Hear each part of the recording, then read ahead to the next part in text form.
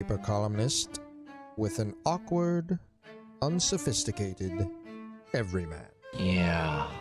Well, I'm just not sure about that right now.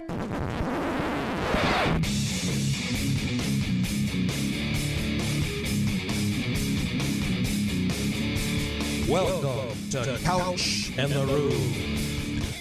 Welcome to Couch and the Roo, presented by Skymint Premium Cannabis, inspiring people to do better, be better, look better, smell better every damn day of their lives. And our midweek show, also presented by our friends at Cask & Company Kitchen and Bar and Front 43 Neighborhood Pub. And a reminder, Cask & Company and Front 43 have outstanding happy hour specials from 3 to 4 p.m. All draft pours $3. Then they go down $1 off from 4 to 6. Half-price appetizers, $5 selected martinis, half-price pizza flatbreads, all sorts of great stuff. I was at Front 43 last night and had some outstanding pizza, some great beer, watching Monday Night Football with my co-ed soccer team. That I scored 2 goals in the game, by the way, which nobody cares about, but thought I'd bring that up. Was there no goalie? I got to see these goals. By the way, speaking of last night's game, did we find out an answer why there was a weather delay when they were playing in a dome? I'm just confused. Maybe because there's some open air. I don't know. We should ask Chris Eastlick. It's his fault, though, right? I was going to send him a tweet and blame him for that, but yeah. Even Gruden's like, wait a minute, there's a roof. What are we doing? I don't know if did he point like that? He pointed at the roof. He goes, but there's a roof. And that's what I thought. I was like, wait a minute, why are we not playing this game? Yeah. Why did we build the roof? But I'm saying, well, can someone give me an answer? We do all of these, Well, hold on. Do we start out with Hoff this early in the show? Why not? No, I'm talking about on the broadcast. Is there anyone to explain to us why there's a... No, I'm not the first. So I typed in, why was there a WE? And it fills in weather delay on Monday Night Football. Absolutely. So we're not alone in wondering what the fuck. Yeah. Flummoxed. Yeah. So here we go. The league deemed it necessary to delay the start. So it's a league decision.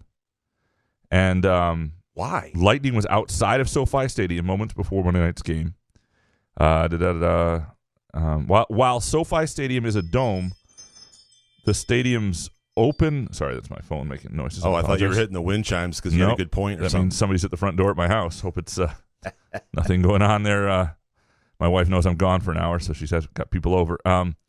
Is that a dude? So while SoFi Stadium is a dome, the stadium's open sides pose a safety risk. So when you build these in open air, but with a top, it doesn't count completely as a dome because you have open sides. But can we have a little common sense here and go look up and go, hey, there's a roof.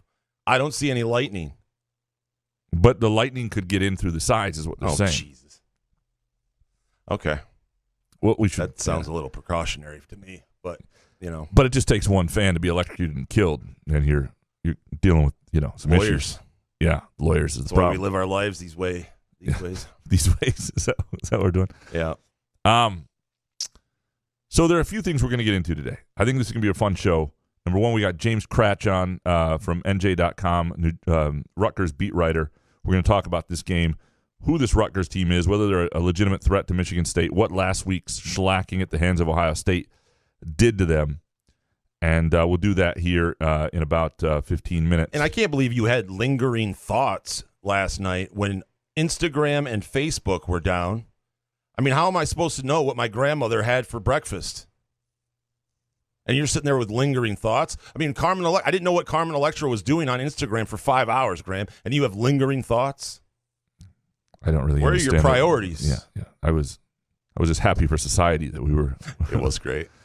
Although Twitter apparently had a record-setting amount of users, people signing up, people desperate for social media attention. Yeah. But yeah, James will come on. We're going to talk about that game and his perception of Rutgers and what this matchup will be. We'll have Harry Gagnon on and pick our games for the weekend, including the MSU and Michigan games and the Lions game, and give our can't-miss parlays, which we both could use a win in both cases. I need a dub. Yep. And you told me you put some effort into this one. So well, I put some effort into the one last week as well, but Arkansas completely effed me. Yeah. So Cockburn. Hopefully this week goes a little better. I have to hit one, so you guys might want to follow this one. I'm just saying. Yeah. It's hot. Let me ask you something. Mm-hmm. If you were a NFL coach who'd won a lot at the college level, married, trying to earn respect at the NFL level, would you not fly back with your team for a family event, doing the quotes, air quotes, and then wind up with a woman who wasn't your wife rubbing against you at the bar? Getting a lap dance? Something like I mean, essentially, he was getting a lap dance, but she wasn't a stripper. She was a regular woman. And her clothes are on. To answer your question, I would be not only staying in Cleveland, I'd be flying from Cleveland to Vegas, and I would be in a strip club or playing blackjack if I were Urban Meyer. So that, yeah, I can't. It's hard to answer. It's hard for me to answer that. Is it as big of a deal as people are making it? No. Should Urban Meyer be fired because of it? No.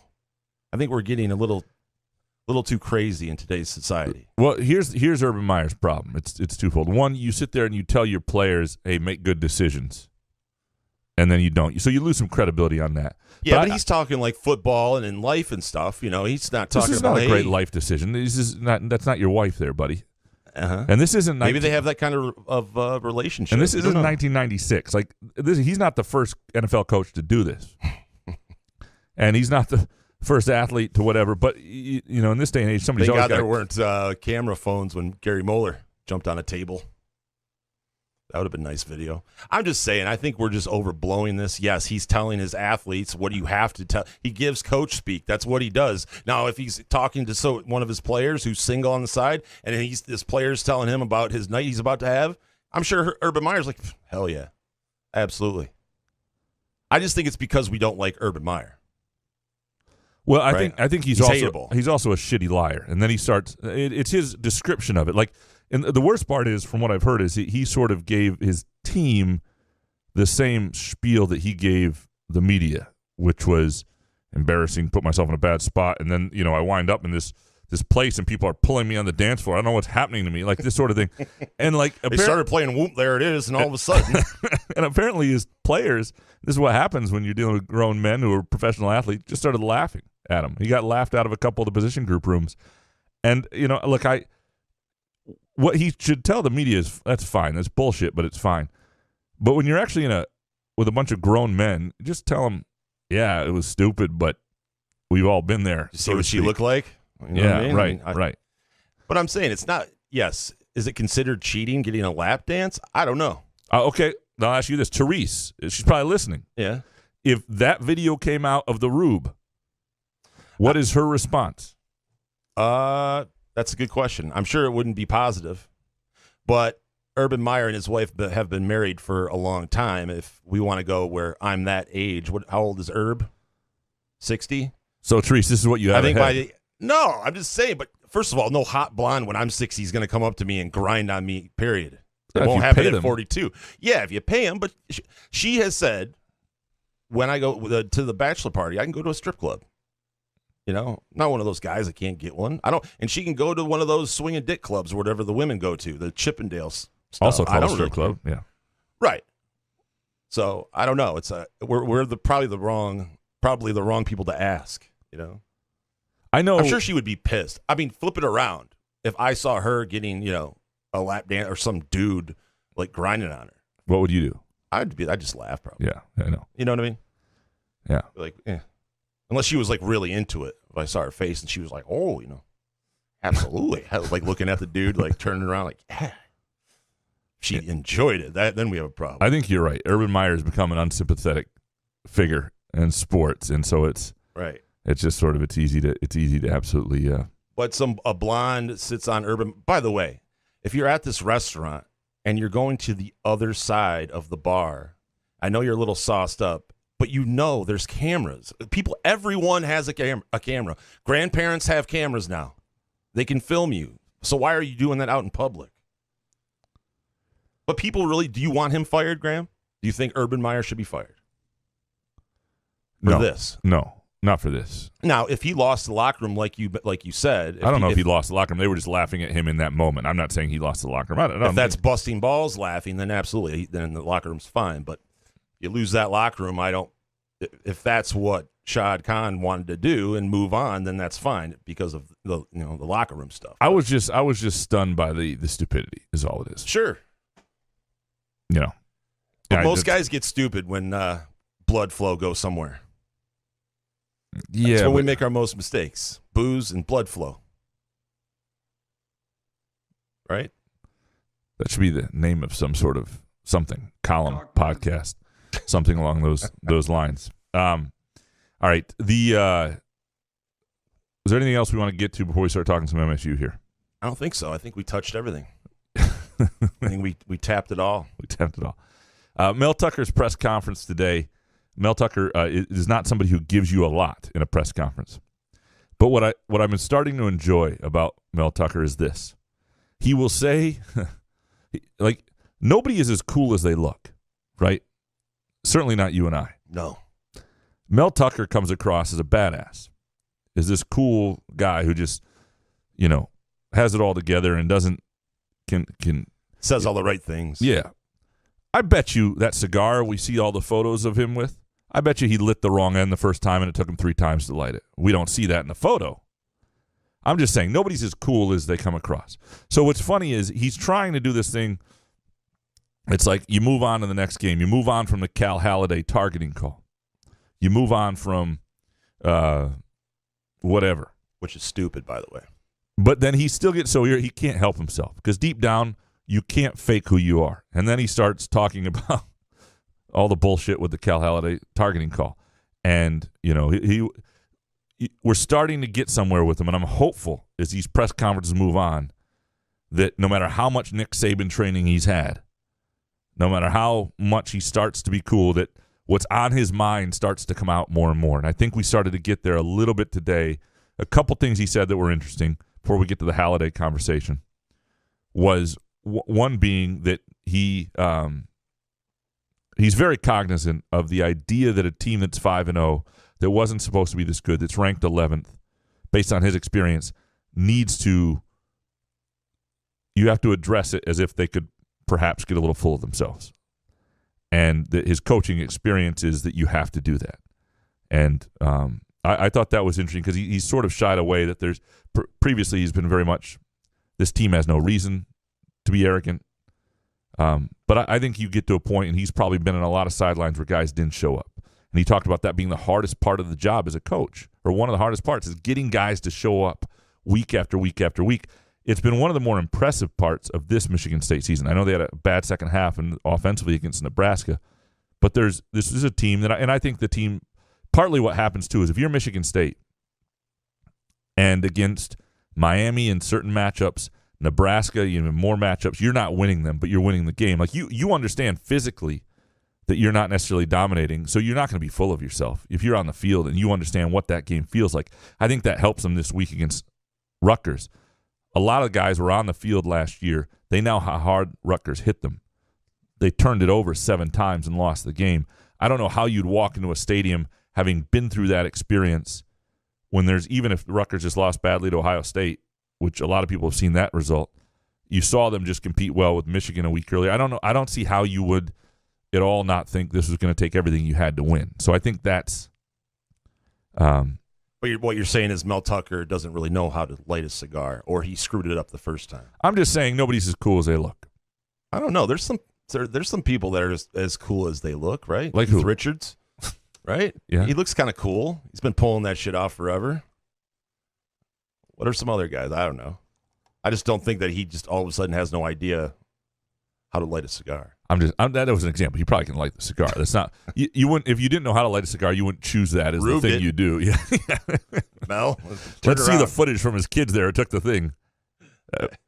You can just see them using it as blackmail. Dad, I'm gonna show this. All those kids, their voices already changed. Never mind. I've come up with a different voice for Mel Tucker's scary children. Kid voice. Yeah, Chucky or something. So the Cal Haladay conversation I want to have with you briefly here. You know, the targeting penalty. What I learned yesterday talking to people at the Big Ten office is you cannot reverse a call once it's been upheld through replay. And I think that's kind of fair, right? I feel if you have a replay to view it and you still get it wrong, The question is why, though. When it's this punitive, I have no problem. Like he was suspended for the game, the rest of the game itself. But if he's going to be suspended for next week too, or the first half of this game coming up, why not be allowed to take one more look at it and say, well, that doesn't really fit the spirit of the rule? Because what I don't have an answer for yet is technically it's targeting, but technically almost everything is targeting. And so, yeah, he put his forearm into him a little bit, fell on him hard. If I was the guy who he fell on, the way he crunched down necessarily on me, I might have throat punched him. But did he deserve targeting? Probably not. But when you you're saying the hit was dirty, though? Well, I think it could have been unnecessary roughness. Not dirty, but excessive, I would say. Not dirty. Yeah, he came down on him hard. We've all played with that dude in pickup football that, like, when you're like 8 years old and it's the kid is 2 years older than you, when he tackles you, he like grabs the ball underneath you and jabs it in you, knocks the wind out of you. He's hit puberty, so he's stronger than you. Yeah, and you're nothing you can do. That's the way it felt. Like, that's what I thought of Cal Haladay in that moment. I was like, I would have I'm like, but it's a bang play. I feel like if it's malicious, if you mean to do, I don't think Cal Haladay had anything behind that hit. It's just a bang kind of play. It was close to an elbow drop. The kid was already on the ground. So, I'm just saying, I didn't think it did not reach targeting, but in the spirit of the rule, if they called something else, fine. What I'm saying is, what I don't know is when you get to the replay, though, if technically something is correct, if technically it's targeting, can you not overturn it because it doesn't really fit the spirit of targeting? And that's what I don't know. And in that case, it was upheld, even though it didn't, and that's where I have an issue. In real time, what I've been impressed with the targeting rule to this point this year is almost every time targeting is wrong, they have fixed it in the upstairs. Mm-hmm. To the point that when I saw this play live and then saw the replay of it, I was like, oh, they'll just wipe that away. That's no big deal. Because I had begun to have confidence in the replay on targeting calls that they get it right. And then they didn't with this one, which is baffling, and it's costly. I mean, you look at the number of snaps that Haladay and Kratch play, they're both playing more than 75% of the snaps at their position. And so, or something like that. 75% more than anybody else, if you look at the Pro Football Focus So does it affect your thinking of your prediction? No. At all? Not really. Haladay missing the game? I mean, first of all, Vegas won't care, like, if it's half a point or he misses the first half, correct? First half a point. But, yeah, no, I mean, I think it could hurt them a little bit here and there. I mean, he's playing a lot because he's the best linebacker along with Kratch to be on the field. And they obviously lost Klein to transferring. So, yeah, it could absolutely affect them a little bit. But is there any chance that this rule gets turned around for next year? Yes. Okay, it's going to be talked about in the offseason. This is going to be something that, and again, I think it doesn't, I think you have to have degrees. I think there has to be some changes in we all know what a really vicious targeting hit looks like. And I don't think anybody has a problem with how punitive that is. You're trying to take that out of the game. I think you have to either look at it like basketball or soccer. Basketball, you have flagrant 1, flagrant 2. Soccer, red card, yellow card if it's a dangerous play. And then the other thing you could do, and I think in hockey they do this a little in the NHL, right? If a guy is out with a certain injury, that makes the penalty and the suspension worse. In hockey, they do the penalty is based a little bit on what happens to the guy you've hurt. And so to me, I would be okay having the discussion if a targeting happens and a guy misses time with a concussion, that after that game, you're also out. I don't know. That's just those are places. Can we just talk about changing the rule first before we get into crazy? That's not crazy. That's crazy. That's not. So the player crazy? The player that had the hit. If a player's out for the season, the player that did the hit not out for the is season. out for the season. No, you have to be eye for an eye. Is what you're saying? I miss a game. Is what I'm saying. Oh, okay. Yeah, you're not fully. It's not. Guy's career's over. Your career's over. Yeah, that's what I thought you were. No. But you might miss the next game in that case, or the idea, and I heard this from a friend today. The idea of accumulation, sort of like they do in soccer. You do 3 yellow cards in 3 straight games.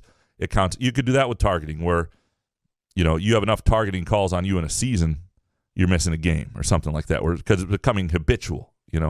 There are lots of ways to do this. It doesn't work now. It's too punitive. Anyway, we're going to take a really quick break here. and come back and have James Kratch on and get into this matchup and who this Rutgers football team is. Couch in the Roof, presented by Skymint Premium Cannabis and Front 43 and Cask & Company. Where else can you cheer on your team? Enjoy a mouth-watering burger or savory sushi. Sip on handcrafted cocktails or one of 46 beers on tap. Take your game day or date night to Cask & Company Kitchen Bar or Front 43 Neighborhood Pub near Frandor. 2 amazing places with 1 awesome blended modern American Asian menu. Catch the game on one of 30 60-inch TVs or stop in for the all-you-can-eat lunch buffet. Enjoy happy hour or elevate your night out at Cask & Company or Front 43 on East Saginaw in Lansing.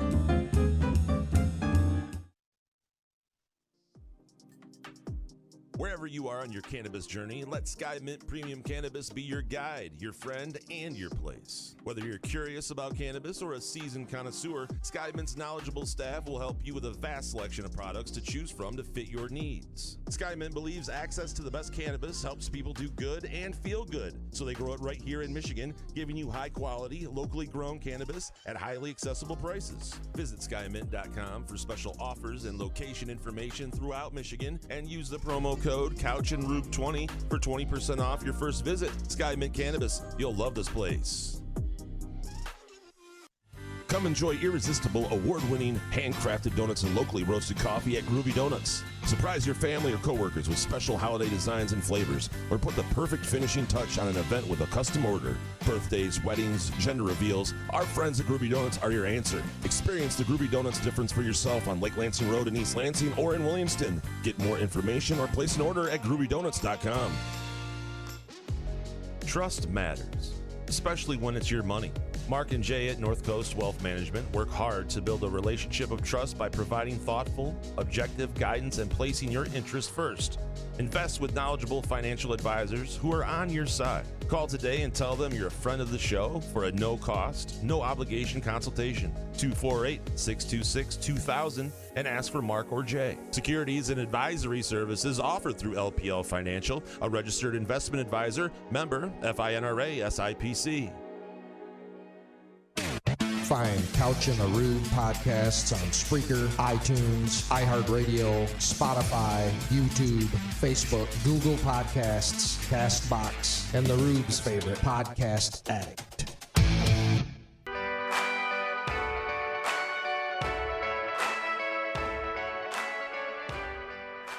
Couch in the Rube, presented by Skymint Premium Cannabis. A reminder, October 30th.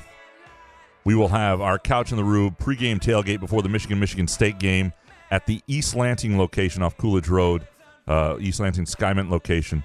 Come hang with us. We'll do a pregame show. We'll have great food made by the chefs who make the weed at Skymint. So it's going to be fantastic. Also, our Wednesday show, or Tuesday night show now, I guess, presented by our friends at Cask & Company Kitchen and Bar and Front 43 Neighborhood Pub.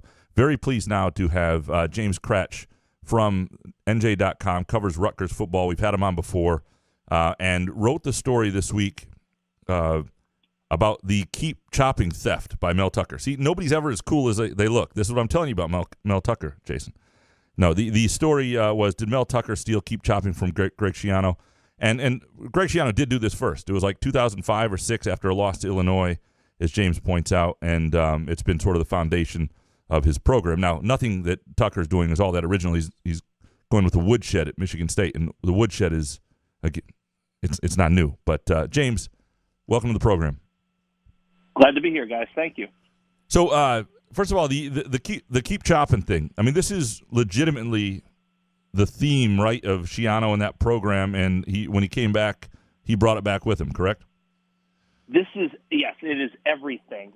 Just a quick, basically they went to Illinois 2005. They lost on the road. It was devastated. It was one of those moments where, if you kind of look back on it, it was going to go one way or the other. It was either going to win, or at that point in 2005, he had been there. I believe that's that's his 5th year at that point. You might have to fire the guy if he doesn't go to a bowl game. And obviously, they go off from there. They go to a bowl game. The next year, they have the big year. So keep chopping has been the foundation of his culture, of his program ever since. When he left, Kyle Flood kind of took it over. Chris Ash let it go. When he came in, he brought all the Ohio State stuff. And then when Greg came back, he not only brought it back, but it became like an even bigger deal. I mean, they literally, do your chop, it's like a noun, a verb, an adjective. It's everything for them. So when Mel Tucker, like a month ago, starts like really pushing it at something Rutgers fans were talking about, and obviously this is the week to write about what they're talking about.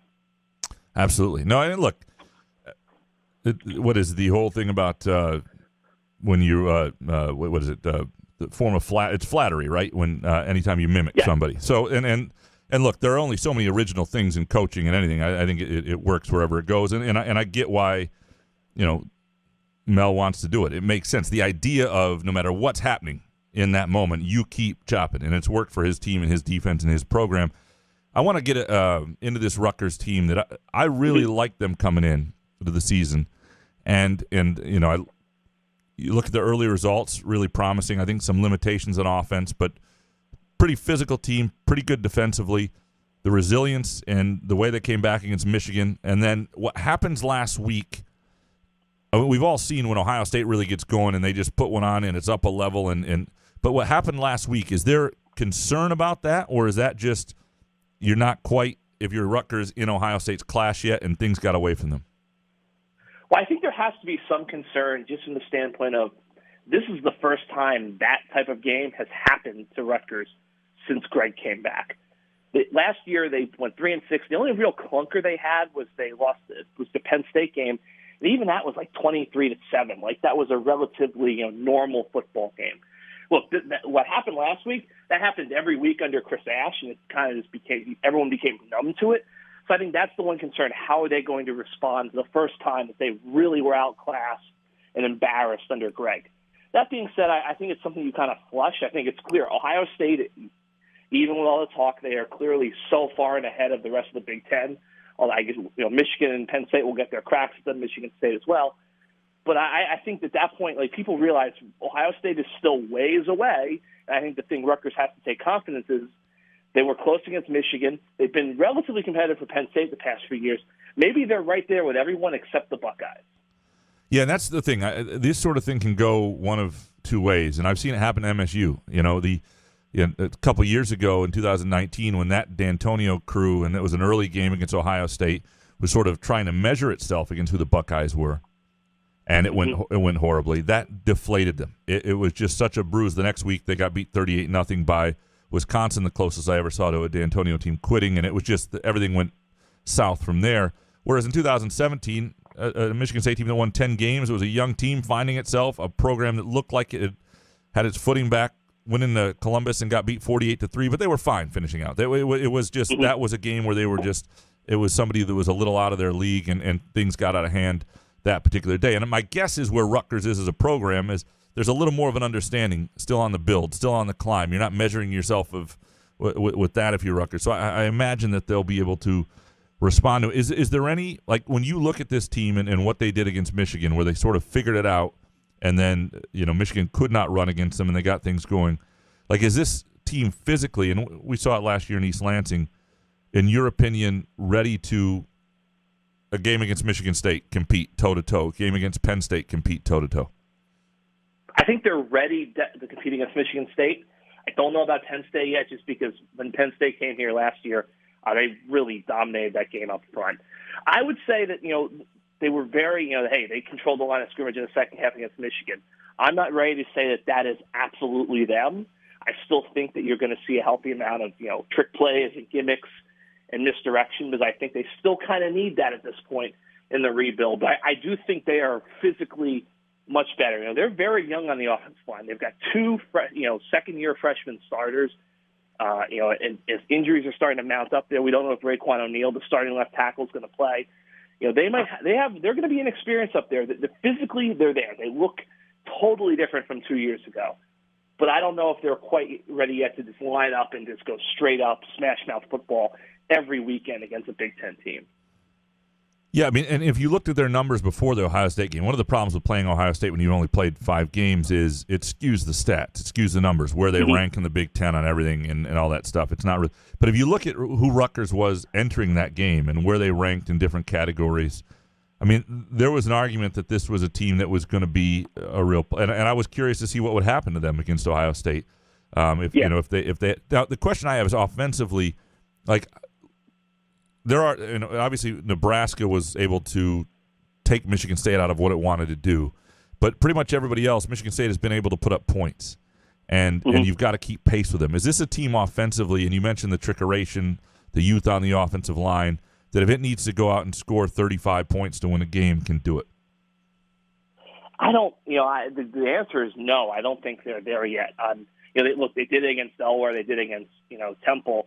This is a very different matchup. I think that this is a team that in their best situation, they're in a rock fight. And that might be good enough to get to a bowl game this year. After you play the Spartans on Saturday, you've got Northwestern, you've got Illinois, both on the road. I think it's going to be hard to win both of them, but those are two rock-fightable games that gets you to 5 wins. And I think then at that point, you can just look at the season finale with Maryland. I think they're better coached than Maryland. I think they can beat Maryland, get to 6 wins. But, no, that's the big thing. And that was what we kind of talked about going into last week. Everyone was like, Ohio State's only a 15-point favorite. Is there a chance here? And my whole thing was, you've got to score 40 points to beat Ohio State, maybe 50 points. This team is not ready to do that yet. Could they get to 30 if they have a defensive score or a special team score? Maybe, but I wouldn't necessarily bet on that. So one of the things that rarely works out as well as the first time is when a coach comes around for time number 2. And usually the energy is not quite the same. They're just there's not the initial build. It's just it rarely works as well. And the worst example of this is probably what happened with Randy Edsel at UConn. But there are other examples where you come back, you never quite get the band back together and quite get that vibe when it was going. When you look at what Schiano's trying to do, and he's doing it differently than last time. Like Mel Tucker and Schiano are kind of the two first transfer portal. And Schiano got a lot of transfers before the one-time transfer rule, but the true transfer portal coaches trying to build something very different than he built it the first time. Do you see a similar energy? Do you see a vibe that this will work and that they will be within a year or two a team that is competing in the upper half of the Big Ten East? I do. Actually, it's funny you mentioned that. So when Greg came here, I wrote a story about this. I talked to Bill Snyder, I talked to Dennis Erickson, I talked to Mike Riley, and one of the big takeaways I kind of came up with, and what everyone has talked about to me, is that Snyder aside, but Snyder was kind of a unique situation. Like he was only gone for a year and a half, basically. Is that those guys came back to jobs where everything had changed. They had raised their expectations, but they hadn't necessarily raised the salary pool or the facilities. And they sort of were in that situation. I think that's what is different about this for Greg is that he has a $8 million salary pool. He has $1 million offensive coordinator. COVID slowed it down, but there is a plan to build a new football facility that's going to be sparkling and a place where recruits can go. He's in the Big Ten now when he was in the Big East the last time. So he has those things kind of going for him. I think his ability to recruit the state to kind of, in the interim, before they start winning, to kind of sell the past, the success they've had, and use the transfer portal has allowed him to create a foundation where I do think in a year or two, they're going to be able to contend at the top of the East. Maybe not win it, but they'll be in the mix with those teams. Yeah, no, that's if Rutgers gets it going, and I don't have a lot of faith on what's happening at Maryland. They always seem to, despite some talent, fall off. But, if Rutgers gets it going, what the East could be could just be awful for most teams. And the thing about Maryland, too, is I always tell people, is that if you go back even to Edsel's last year, they've always recruited pretty well. There's a lot of top 30 classes at Edsel, to Dirk, and to Loxley. It's never really translated anything. So I think at some point, the idea that Maryland's coming is being proven wrong. And I think the Rutgers can definitely – we haven't seen that yet. We haven't yet seen them bring in top classes and then see what it can translate to on the field. Last question for you. What do you think is going to happen? I don't know if you do predictions or not, but what's your sense of this week? I thought Rutgers was going to beat Michigan State going into the season. Obviously, I thought Michigan State was not. I did not think they would be as good as they are. I just have this weird feeling that this is a game Rutgers is going to win. I think it'll be relatively low scoring, something like 24-21. I think that, it sounds silly, but I can tell you they will be talking about the chop all week. That is something that I think is in their craw. They're never going to admit it publicly, but that is something they've taken account to. But I just think this is a game where Rutgers has to win this game. It's a third straight ranked opponent. You're going to have a big crowd. They haven't been a ranked team since 2009, so that's something that's kind of hanging over the program. And I think long term, Rutgers is probably the more desperate team this week. You don't want to lose 3 straight, and you want to get that win because you get to 4, then you look to Northwestern, Illinois, Maryland. You can see a bowl game becoming real. So I do think Rutgers finds a way to win the game. Special teams play, defensive play, they make something happen, win it 24-21. So you talk about the environment quickly, and I remember I think that they sold out the opener, and then it was the day was moved and stuff for weather. Yeah, but I'm wondering, what kind of atmosphere is Michigan State going to be walking into this Saturday? I don't think it's going to be an insane atmosphere. I mean, it's not like they're walking into a whiteout of Penn State or the Big House or something, or Wisconsin. I think it's going to be a good atmosphere. I think I don't know if Michigan State is going to travel as well as Ohio State did. I mean, the biggest thing I can say is a major talking point this week has been the issues with the ticket scanners getting people into the stadium. That was never a problem in the past years for Rutgers. So I think it kind of speaks to the excitement they have. I do think there's going to be a sense that this is a more winnable game than obviously Ohio State was. I think there will be a good atmosphere. The student section has really turned out strongly so far this year. And the fact they only have 6 home games this year, so if they don't go to this one, they're kind of running out of opportunities. So I do think it's going to be a strong crowd on Saturday. James, I appreciate you. You can read his stuff at nj.com and also follow him at James Kratch. That's Kratch with a K, Kratch. James, I'll see you in the press box. You got it. See you then. It's James Kratch from nj.com. We appreciate him here on Couch in the Roof, presented by Skymint Premium Cannabis and Front 43 and Cask and Company. Interesting things you took from that conversation. That Greg Schiano apparently came up with chopping wood. Or keep chopping. Keep chopping. So he owns that? He's the one that came up with keep chopping? It's only his. Yes. That he stole from some motivational speaker, though? No. From what I read? No, I actually just read that. Oh, okay. Because I wanted to see if Greg Schiano came up with keep chopping. You can't use it. Some lumberjack came up with it, back in the Abraham woods. Lincoln came up with it. Yeah, right. It's a long, it's long. Oh, it's ancient. Keep chopping. But the thing that I think, and I disagree with James, and I know a lot of people are a little nervous about this game, and I do think it'll be competitive. The reason I think Michigan State wins this game is what Schiano has ultimately done with his roster and turning it over and getting more talent in there has been impressive, as is Mel Tucker. Mel Tucker just inherited better players, and he's meshed it well. I mean, from Peyton Thorne to Xavier Henderson to J.D. Duplain, to freaking Jaden Reed and, that whole receiver core, essentially. There's a lot of guys who D'Antonio left some holes, some big holes, some things that need to be corrected, and they needed some serious roster turnover and depth and quality in different places. But there were some guys who could play. That ultimately the timing also didn't work out for D'Antonio, and I mean, he didn't have receivers as good as the receivers he recruited at the end almost the whole time that he was there. I think that is, again, I think this will be competitive. I think Michigan State's offense is going to have more success than it did against Nebraska, and I think their defense is good enough that Rutgers won't be able to quite keep pace. That's my sense of things, my gut of things. Now, I do think physically this will be a chore. Before we get to Harry here, if you are looking for a place to watch this game at noon on Saturday, or any of the college football, the Michigan game, which I think the Michigan-Nebraska game is going to be pretty telling, Front 43 and Cask and Company. I'm telling you, I was just at Front 43 the other night. There is no better bar TV setup to me than what they do at Front 43. It is absolutely outstanding. And the TVs don't overwhelm you, but they're all right there if you're at the bar or in that room. And Cask and Company, they're all throughout there, but it's also a place that you can have a date with your wife or significant other and bring a family in and not feel like you're just there for the games and pretend to pay attention to them and watch the games. It's a great way to do a college football Saturday and act like you've done a family day, right? That's really the beauty of Cask and Company and Front 43. That's just north of Frandor on East Saginaw in Lansing. All right, do we have Harry with us? Sure do. Nice.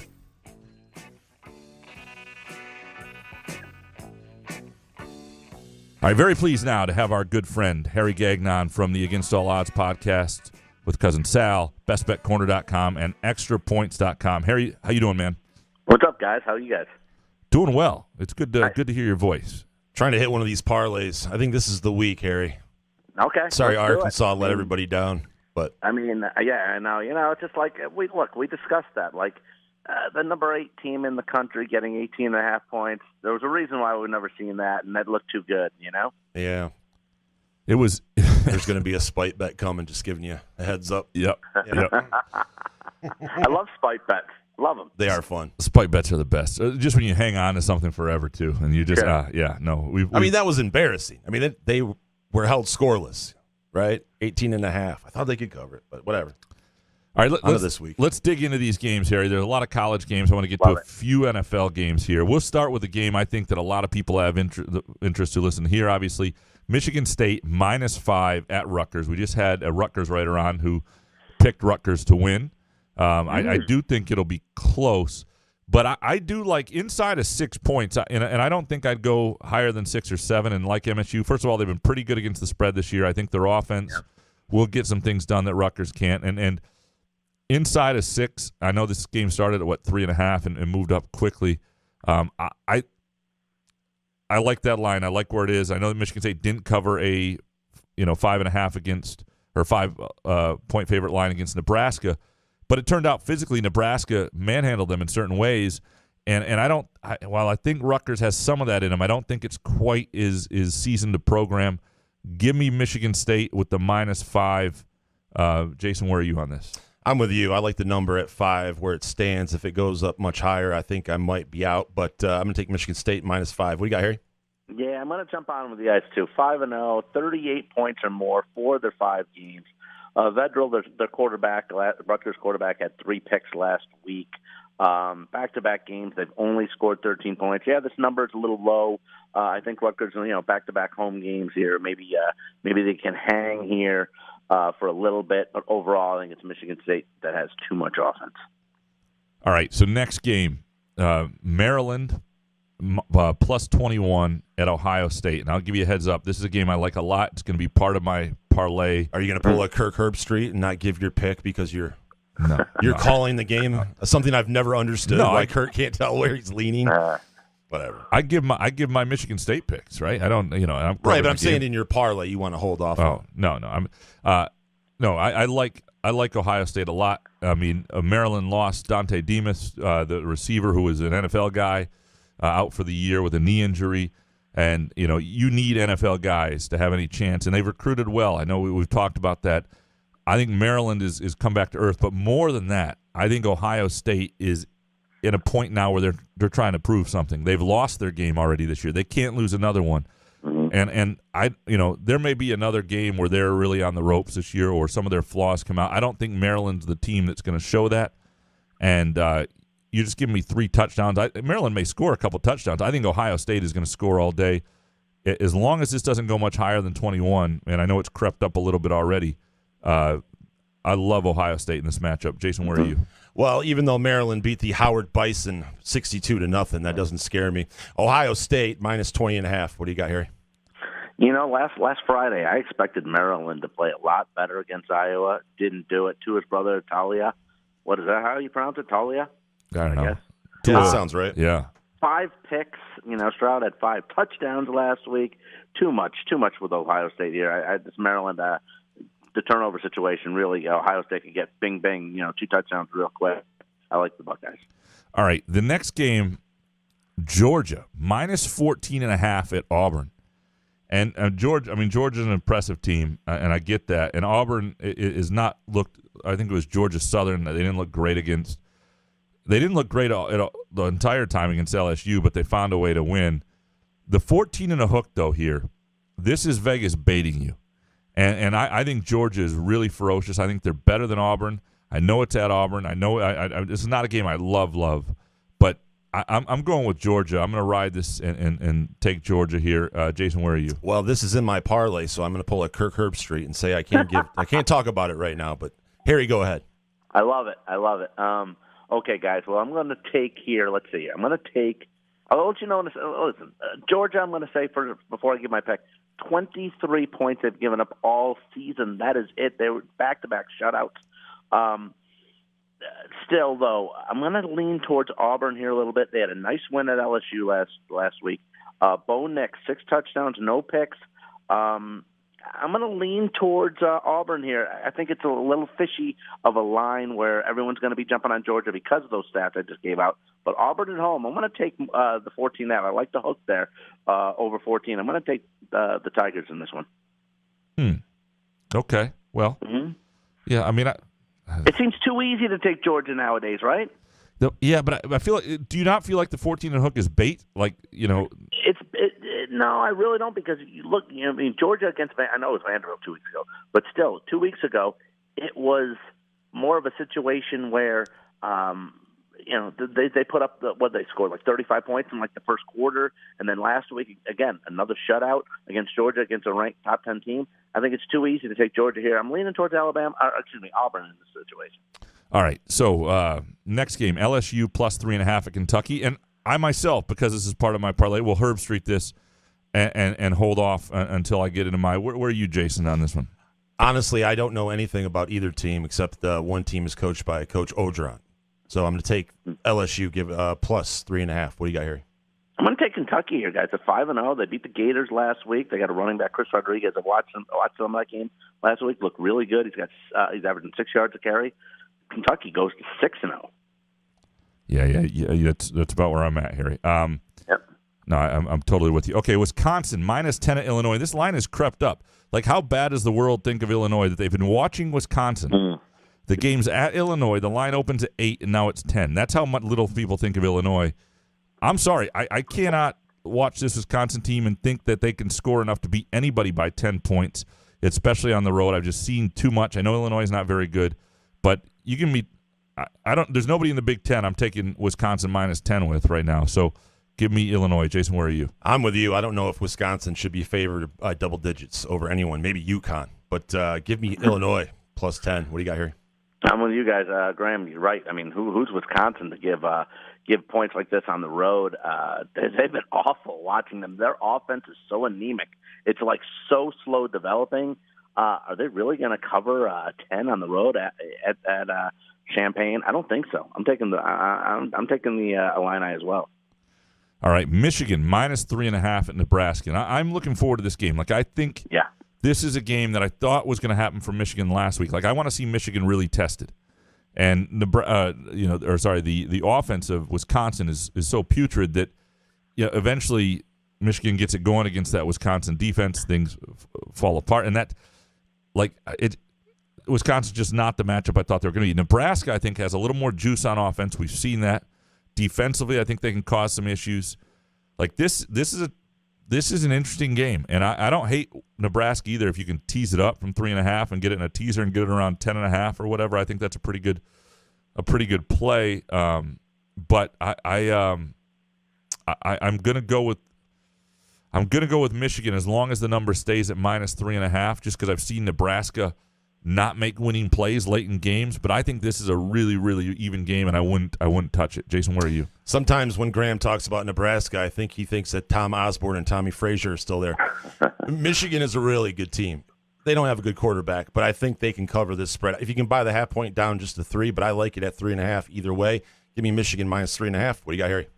No, you know what? I thought that Michigan. Graham, I'm with you. I thought that Michigan game last week against Wisconsin would be a little closer. I was impressed with the way Michigan played, but they did win on the road last week in that game. Now they're on the road again, and since that Illinois loss for the Cornhuskers, are 3-2, but they played real tough in their losses against Norman, and obviously you guys know in East Lansing.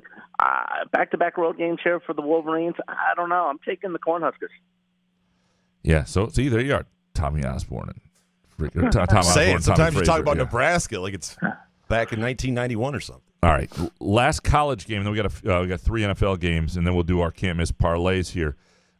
Penn State plus 2 at Iowa. This is obviously has the potential to be a great game. I think both Michigan, Nebraska, and Penn State, Iowa are both great games.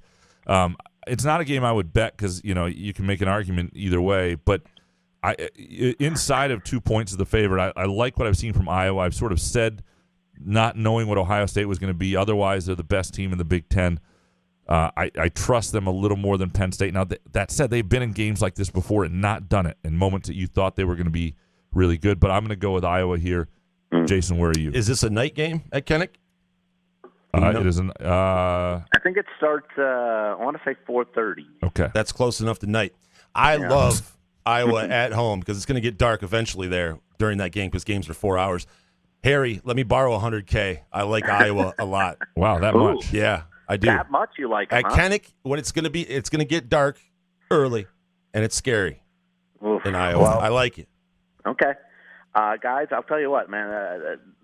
Spencer Petras played his best game last week, 3 touchdowns versus Maryland. He showed some life here because it's usually been the defense that's really prevailed for Iowa. John Clifford's been fantastic in his career at Penn State. Did 11 touchdowns, 3 picks this season.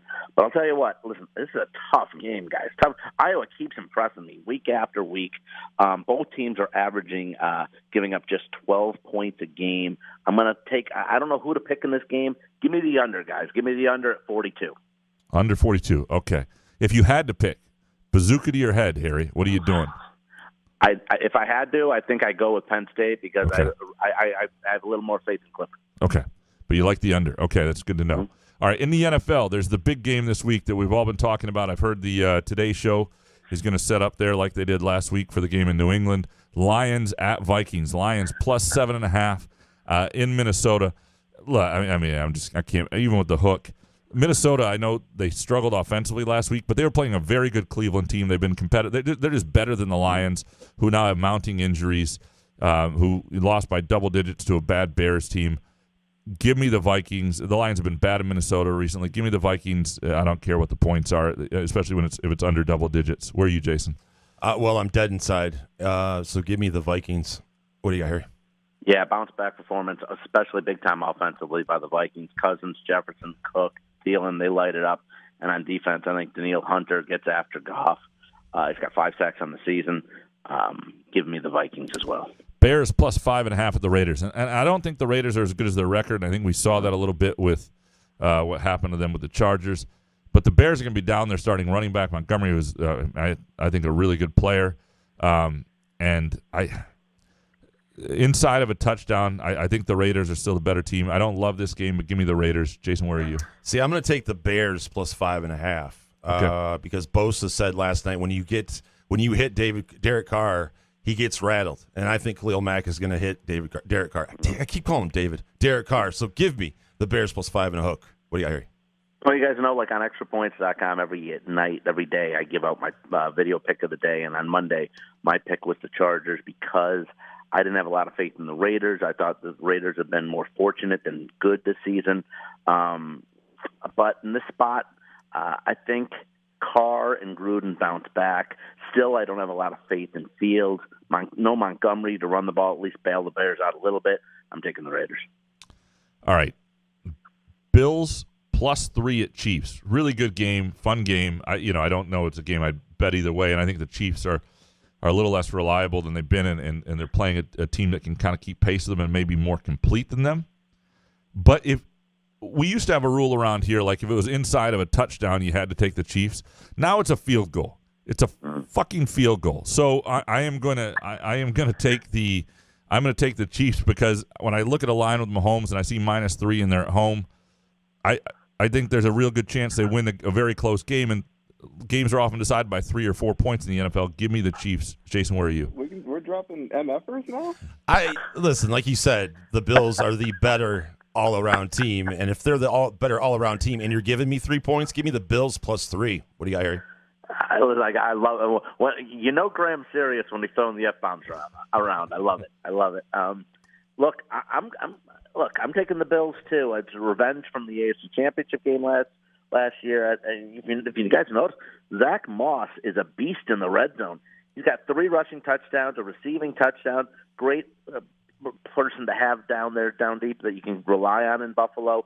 Allen, 9 touchdowns this year. In Kansas City, here's the stat for you. Looked good last week, especially in the second half against the Eagles. But in all 4 games, I don't know about their defense. They've given 29 points or more in every game this season. I think the Bills are better defensively. They might even be better overall offensively. I'm taking the Bills. Man, you guys are against me a lot on this. I'm a little nervous. I'm on the Raiders. You guys are on the Bears. I'm on the Chiefs. You guys are on the Bills. All right. So, Harry, are you ready to judge our can't-miss parlays? Can't wait, man. Send them. Jason, you want to go first? I'll do it. All right, Harry, first game. BYU -5 versus Boise State. It's at the Mormon Dome or whatever they call that field. BYU has the rotating quarterbacks. They're playing a freshman. They don't know if he's good enough. It doesn't scare me. Boise State. Game will be on national TV. BYU's beat Arizona State and Utah because they have 7 players over the age of 30. Give me BYU -5 versus Boise State. Secondly, we're going to go Ole Miss at home versus Arkansas in the Spite Bowl. Oof. Screw you, Arkansas. Ole Miss is one of the best offenses in the country. I love Lane Kiffin. Arkansas is a fraud. Ole Miss -6. And lastly, Harry, Auburn +14 and a hook at home versus Georgia. Oh, boy. Georgia, like you said, back-to-back shutouts. But come on. Vandy and ass Arkansas. Bo Nix at home on Pat Dye Field with 87,000 people, +14.5. Give me that. That is my parlay. Can Bo Nix do something in a big-time game? +595. Okay. That is a lot of spite in one 3-team parlay. A lot of anger. A lot of anger. But I respect the anger. I respect the spite. Okay. 3 games. Ohio State -21 over Maryland. We talked about this earlier. I think Maryland is wounded offensively. I think they're wounded internally in terms of what they think of themselves. I think Ohio State right now is smelling blood and trying to make a point and get back in the conversation. I think they're just better than Maryland. And 3 touchdowns. I got it at -21. If you get it -20.5, even better. Love Ohio State in this matchup. Dante Demas Jr., that injury from Maryland. That he's the sort of player that would make a spread like this a little more dicey, okay? Next, Kentucky -3 versus LSU. And sometimes it's 3.5. I've also seen it at 3. I'm hoping it's 3. Either way, I'm taking it. LSU is not that good. They're just not. They're not very good. And Kentucky, you're right. They're 5-0. They just beat Florida. This is a good team. This is a brand. The reason this is, and Kentucky's at home here as well. The reason this game is at all only -3 is LSU's brand and it's Kentucky's brand as a football team. Kentucky is more than 3 points better than LSU. I think they're going to win this by a touchdown or so. Give me Kentucky. I absolutely love it. All right. Then, finally, Thursday night, U.S. Soccer. Oh, boy. -1.5 on the goal line over Jamaica. -1.5? Is that what you said? Yep, -1.5 on the goal line over Jamaica. Jamaica, I believe, is going to be without West Ham striker Michael Antonio, and because the whole, I don't think he's going to play. And if he plays, that changes things a little bit in who Jamaica is. I think the U.S. team found something with Pepe as their number 9, as their striker. In the last game, I like this U.S. team, the way they're feeling right now, coming off that last win. I think they're going to win by a couple goals over this Jamaica team. It's at home. It's in Austin.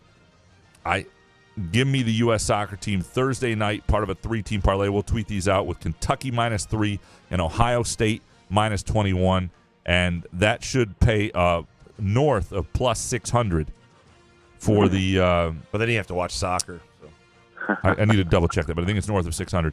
Either way, it's a great payday, 3-team parlay, and Thursday night you get to cheer on the old red, white, and blue. Harry, what do you think? What, Jason? You're not going to be watching the soccer instead of the Rams Seahawks game? No, I won't have 2 TVs going. Unfortunately. All right, well, listen. Right. Well, guys, look. First, Jay, your parlay, I agree with you. I hear you on the BYU. I like that. I like that a lot.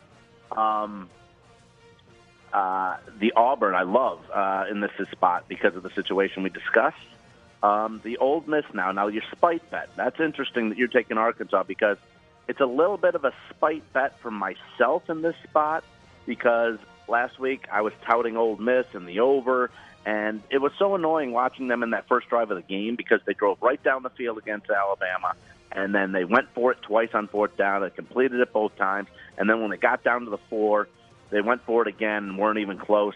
And it's like when the situation like that happens against Alabama, you know if you don't score the touchdown right there, game's over. And that's exactly what happened there. So it would be, for me, taking a spite bet here, but it's kind of the reverse because you're doing it with Arkansas. I'm doing it with Ole Miss. So I'm going to hold off on that one for a second on the Ole Miss situation. On Graham's bet, I like Ohio State. We discussed that already. A lot of turnovers for Maryland last week. They can't really be forcing it. Do they really want to give up 70 to the Buckeyes? So I like Ohio State minus the 21. Of course, I like Kentucky, too. I mentioned how they beat the Gators, and they're on a high right there, too. And the U.S. minus 1.5. Interesting here. Look, guys, I think just because Ole Miss screwed me last week, guys, I'm gonna back off of that one. And Graham, I'm gonna roll with you with the U.S. minus 1.5 in Jamaica, Kentucky, and Ohio State. You're a beautiful man, Harry. And there's a lot of risk here for me because my whole parlay goes to shit if things don't go right Thursday night. But now, and of course, now you got me watching the soccer on Thursday night too. Absolutely, and if it does, you still got a great 2-team parlay with Kentucky or Ohio State, or we'll find something else to put it in there. I'm telling you, this is the 3-team parlay. It's a great way to root for the U.S. and I do think Jamaica is. I don't think they're as good as some of the teams they've played to this point, and I like this game a lot for the U.S. at minus 1.5, and where they are. This is World Cup qualifying too, right? It is, absolutely. No, so it means it's not international friendly. This means something. No, and look, there is no Premier League this week because it's like the 14th straight fucking international break they keep taking, which is driving me nuts. So if you're going to have it, you might as well bet on the international games. Harry, we appreciate you. You are a beautiful man, and cannot wait to pick the games with you again next week. Thanks, Harry. You got it, guys. Thanks, guys. You're the best. Take care. Hit something. It's Harry Gagnon from Against All Odds, extrapoints.com and bestbetcorner.com. We appreciate him. We appreciate you guys listening. Appreciate James Kratch with his insight on Rutgers football. Thanks to Skyman. And we're going to join Skyman at the East Lansing location on October 30th for a pregame show, tailgate, hangout. It's going to be great. It's going to be a lot of fun. Was just over there today checking out just the scene, what it's going to be like, how that might work for us. You don't have to wait till then to go to Skyman. Go to any Skyman location now. Use the Couch in the Roof promo code, CouchInRoof20 for 20% off. 3 in the greater Lansing area, many more throughout Michigan. And if you're looking for places to watch games tonight or just go to lunch or go to dinner or happy hour, Cask & Company in Front 43, just north of Frandor on East Saginaw in Lansing. Go to caskandcompany.com to check out their new menu. Good show, Jason. Yeah, man. Couch in the Roof.